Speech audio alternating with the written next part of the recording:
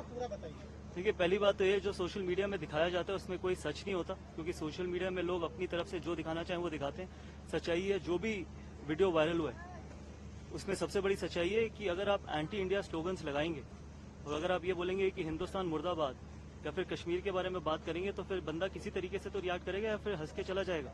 तो सिर्फ यही कारण था कि वहां पर 2 या 3 पाकिस्तानी लोग थे जो एंटी इंडिया चीजें बोल रहे थे, हिंदुस्तान मुर्दाबाद बोल रहे थे और कश्मीर के बारे में बोल रहे थे, तो ऑब्वियसली वो नेचुरल रिएक्शन है। मैं अपने देश के बारे में या देश के अगेंस्ट को सुन नहीं सकता हूँ।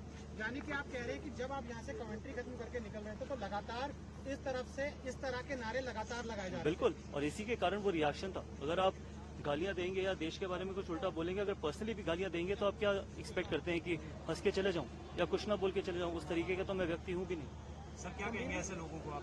क्या देखिए, मैं इतना ही कहना चाहूंगा कि जब आप स्पोर्ट देखने आए, जब आप मैच देखने आए, तो आप अपनी टीम को सपोर्ट करिए, ठीक है? वहां पर कुछ पॉलिटिकल करने की जरूरत नहीं है, पॉलिटिकल रिएक्शन देने की जरूरत नहीं है, कश्मीर का मुद्दा उठाने की जरूरत नहीं है और हिंदुस्तान के या हिंदुस्तान के बारे में गलत बोलने की जरूरत नहीं है। आप अपने देश को सपोर्ट करिए।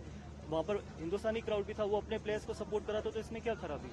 आप मैच देखने आए ना, यहाँ पर कोई पॉलिटिकल तो कुछ भी नहीं हो रहा। तो आप अच्छे आराम से प्यार से अगर सपोर्ट करते अपनी टीम को तो उसमें क्या खराबी? सर इसके अलावा भी और कुछ वहाँ से कमेंट्स आ रहे थे क्या? नहीं, सिर्फ इतने ही कमेंट्स आ रहे थे, इससे ज्यादा कुछ नहीं आ रहा था। तो मेरा मानना है कि सिर्फ इतना ही कहना चाहूंगा कि जब भी इंडिया पाकिस्तान खेले तो दोनों ही देश के क्राउड्स को मैं ये कहना चाहूंगा कि आप अपने देश को सपोर्ट करिए।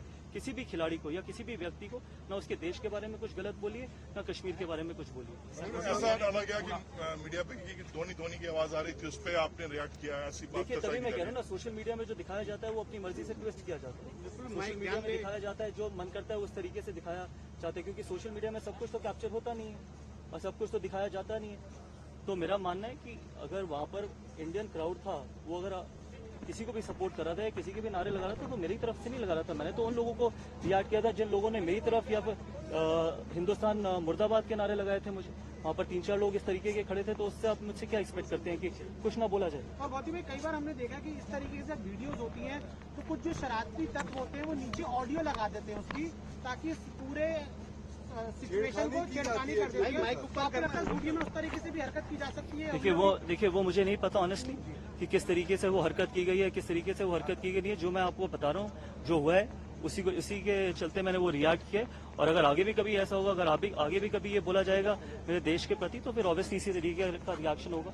बहुत ही, आप तो इतने पूरी दुनिया में खेले हैं क्रिकेट, आपको लगता है of late because of social media इस तरह की घटनाएं बढ़ी? आपने तो पूरी दुनिया में 10-15 साल क्रिकेट खेली है, फैंस का रिएक्शन देखा है, क्रिकेट पे कमेंट करते हैं इस तरह नेशनलिज्म।